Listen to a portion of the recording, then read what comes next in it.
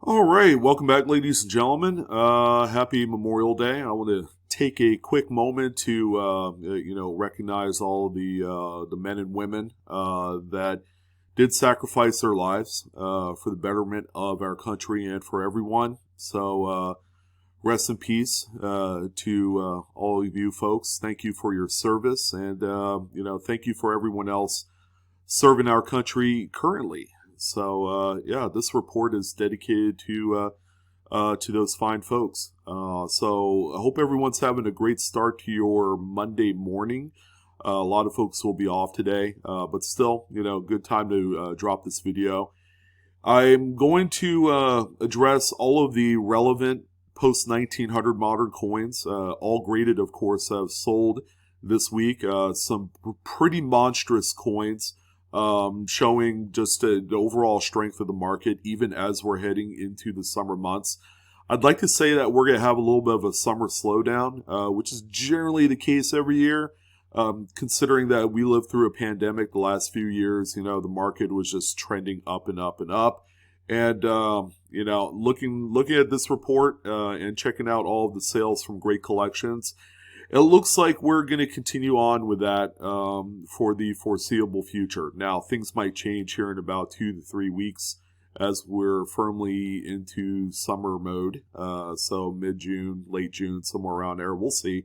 I'm not exactly optimistic that that'll be the case, but you just never know. People might actually take some time off this year. So we got a pretty nice suite of coins, again, all from great collections. One of the biggest and brightest auction houses out there today. Definitely a way better place to sell coins, than eBay and a few others. They do weekly auctions, so if you guys are looking to sell some premier pieces, maybe that's been passed down to you, or you're just ready to move on from your collection, go ahead and give Great Collections a try. Furthermore, that's a great place to buy some high-quality coins, so always look out for them. GreatCollections.com. All right, so I'm your host, Sean. Let's go ahead and jump right into what we have here this week. We got 17 beautiful coins to highlight, starting out with everybody's kind of like, this is the dream. This is the dream coin here that we all strive to look for. It's apparent that this one was found in circulation based off of all of the wear and just the color of the Lincoln, but this is the 1992 Lincoln Memorial Close AM variety. All right, so you're going to notice that the A and M in America are touching right at the base. Furthermore, this has a different styled FG initials, and it sits a little bit further away from the base of the monument compared to a regular FG. So definitely look out for those two features on this particular variety. It's also referred to as the FS901. That's the FIVA Stanton number, but also noted in the Cherry Picker's Guide. So this particular coin right here grades out PCGS AU58. And even in this particular condition, the coin still holds quite a bit of value. All right, because this is a coin that there's so few of them in existence, but yet there's so many collectors that want this variety. Not necessarily for a registry set, but more so for the variety enthusiasts that collect into these, and they're looking for the highest profile varieties out there. This one ended up selling for $1,091.25. The Denver minted type of the Close AM is a little bit more readily available. The 92p is by far and away the more scarcer of the two mints. So if you're able to find a P minted Close AM, that's a coin that will undoubtedly shoot for the moon when it comes to an auction. And the last one I've seen, it's been a while. It's probably either beginning of the year or end of last year since the last publicly traded P minted Close AM to hit the market. But these only are found on the 92s. Okay, so there's no 93 Close AM or anything like that. But yeah, this is one to keep an eye out for. Again, incredibly valuable coin in most conditions. The next one that we have here is nothing like the previous coin, although still one of the top varieties within the Lincoln Memorial Cent series, is going to be the 1972 Lincoln. This is the doubled die obverse, also referred to as the FS101, because it is DDO number one. It's one of the strongest double dies that you will come across, short of the 69S. All right, so go ahead and take a look and see what you have here. The strongest doubling is going to be featured on not only the date and Liberty, but also the motto as well. You'll also see a little bit of doubling that is most prominent here on the jacket features of good old Mr. Abe. This particular coin is such a high-graded example. Very, very seldom do we see these examples cross the auction block. And anything mint-state condition, mostly red, is highly coveted and kept for a while. When new examples come out, people tend to fight over them. So this one right here in a 66 plus full red, CAC certified as well, ended up selling for $1,917. The 66 plus grade has certainly gone up by about 20% in just the last 12 to 18 months. So these are going to continue to go up as demand continues to go up. Now the next coin that we have here is another high-profile doubled die, this time on the 1970S Lincoln. Now this is a large date. The large date type is where you're going to find the FS101 doubled die obverse. It's as rare as the 69S, although not nearly as dramatic in terms of its doubling on the obverse. You can see a lot of the best doubling on Liberty and the motto "In God We Trust." Now this particular example is a pleasing PCGS mid-state 65 full red. Doesn't have a CAC certification. Not sure if it was sent over to CAC for that consideration, but this coin right here might be an opportunity for someone that's looking to make a few bucks, or just really add one of the rarer type of varieties to a collection. What you see as a white scratch is actually on the slab plastic and not on the coin itself for this one. This particular example did sell for $9,281.25. The money goes with the rarity on this one, and again, not necessarily for a registry set, but just for maybe an out-of-the-box, all-purpose variety that's going to end up going into a high-end type set. Now, we do have a couple really, really beefy registry set coins. These are coins that are going to go into the PCGS or NGC registry. It's a points-based system.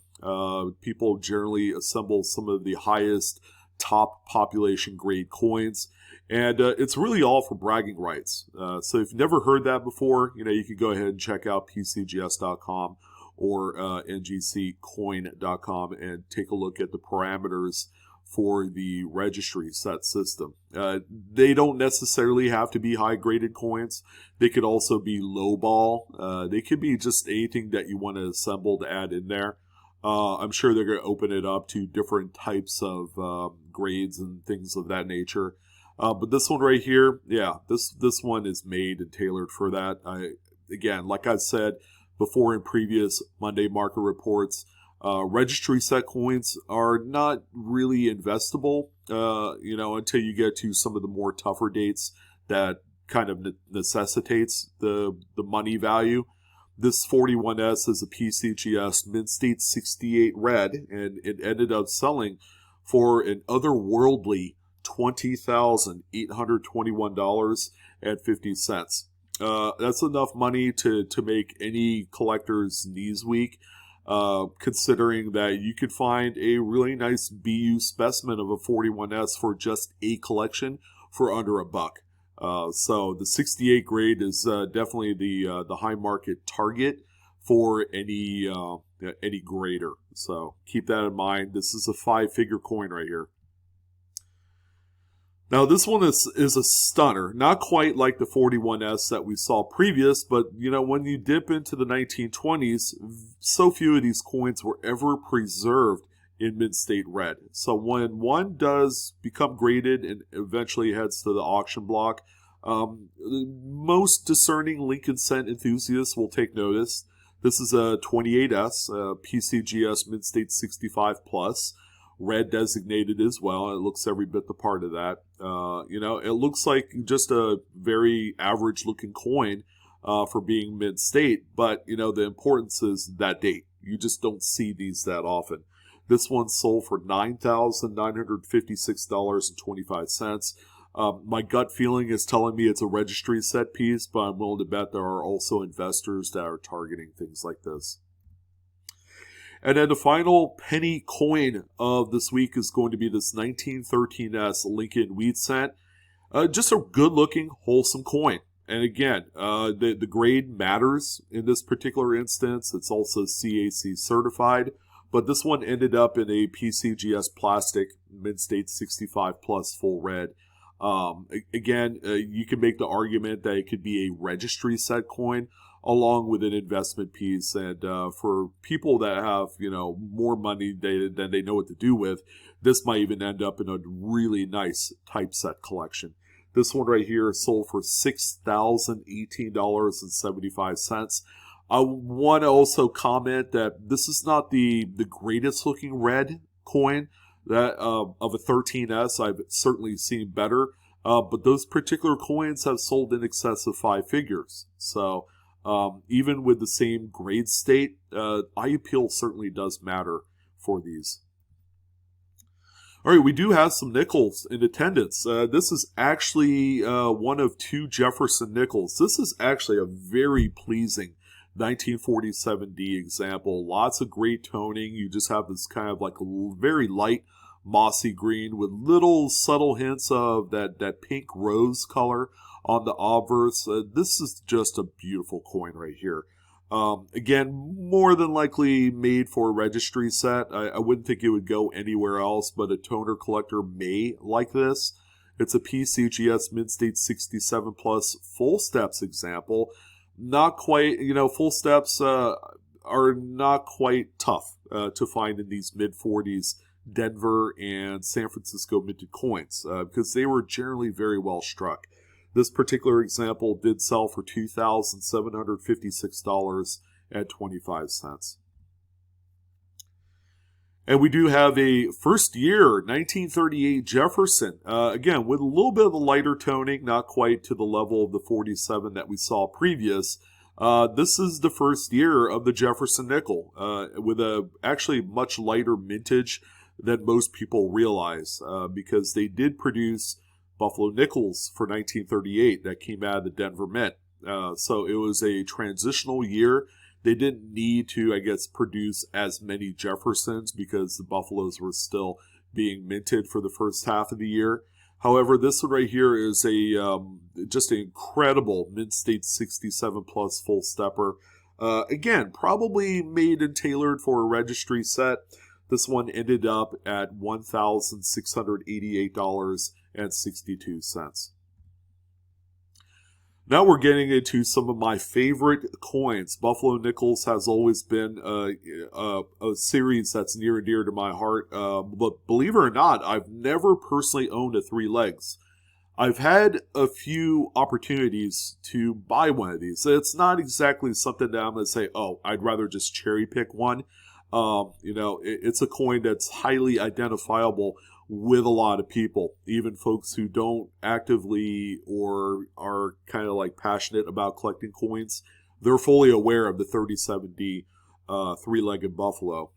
This one right here, just a sharp representative of this variety as a Mid-State 65 through PCGS. And by no surprise, it ended up selling for $19,749.38, which is probably enough money to buy a slightly used Honda Civic. As crazy as that sounds, it sure is a lot of money.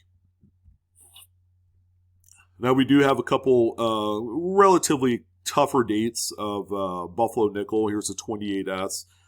Tougher in a sense that in mid-state condition, they're quite scarce. It's not every day that you'll come across a raw, ungraded 28S, but if you did and it looked like this, definitely send it in because it's going to be a coin that will be quite valuable once it's all said and done. This one is a PCGS Mid-State 65. Also got the CAC Green Bean as well. This one ended up selling for $2,368.12.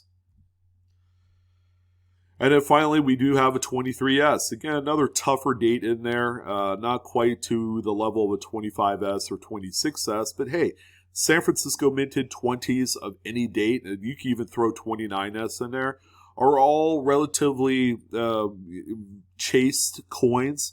If there is any sniff of a mid-state raw example, they will get scooped up right away.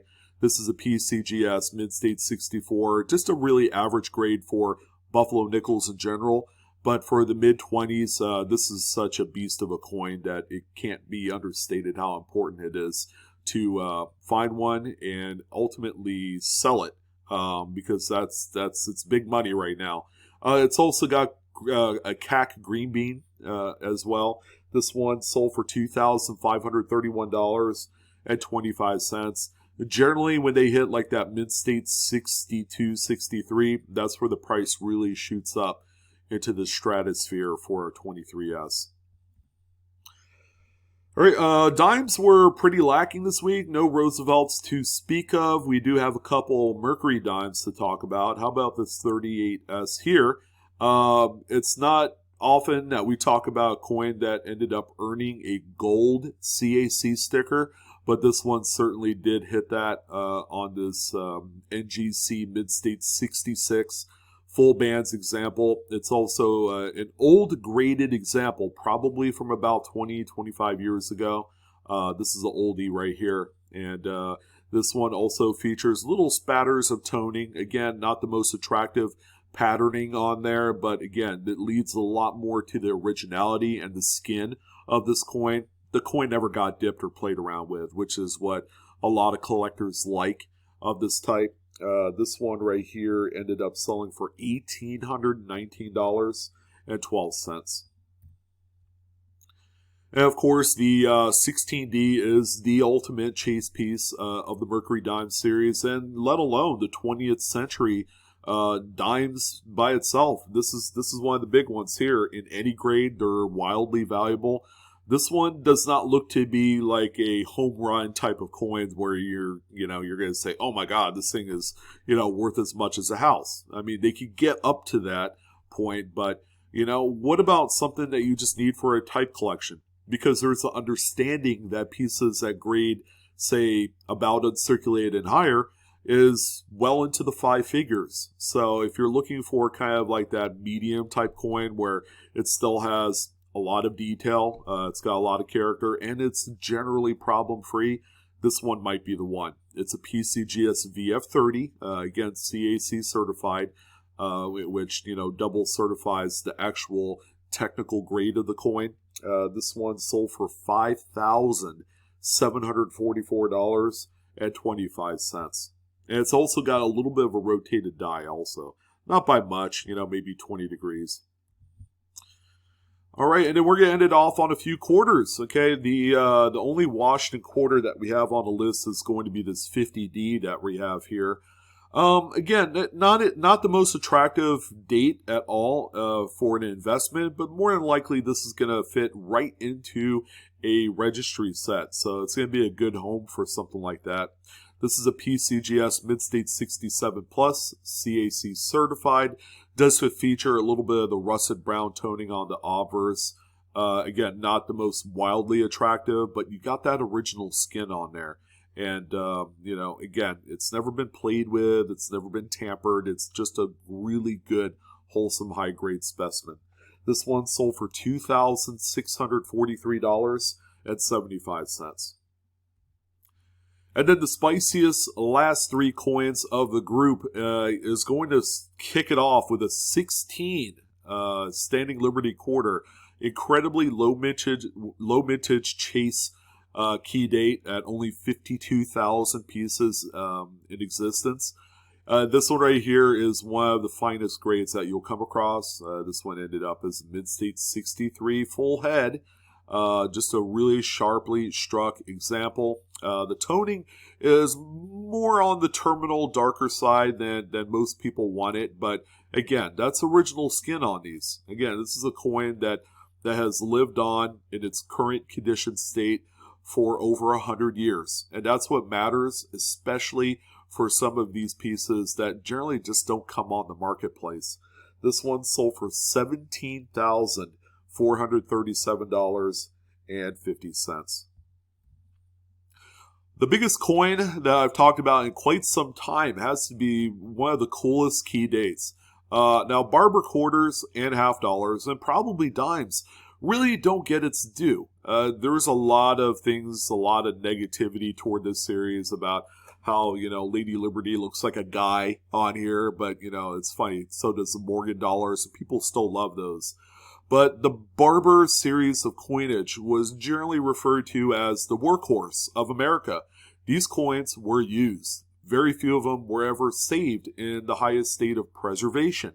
So even when you come across, just a general run-of-the-mill date that's in this particular grade state, they're going to be very pricey. But when you add a low mintage key to the mix, I mean, a PCGS Mint State 67 Plus CAC certified is unfathomable in the marketplace. This one ended up selling for a beast mode, $132,469.88. Probably my favorite coin in quite some time. It's just that this thing is a gauntlet. And there are people that probably are searching for this coin and have probably saved every conceivable penny, dime, quarter, and everything to be able to purchase such a insane coin. But there you go. This is a monster. Not to be outdone, how about 1901S? This is the key date among key dates for most of the quarters of the 20th century. This one right here, again, not a super high-end graded example. There's very few mint states of a 1901S out there.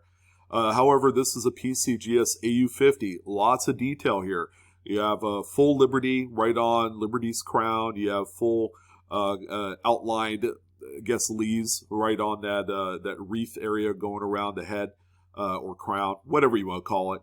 But yeah, you also have a ton of just really great looking details on the reverse. You have full E pluribus unum on the ribbon. This thing is quite attractive. All right? This is like the leggy model that walks down the street. Come to find out, she's in her mid-40s. So, aging gracefully, beautifully done. This one sold for $29,875.50. This seems like really a fun, like feel-good type of story. This is a coin that, you could find in an old collection that's been passed down, and it would be in exactly this condition.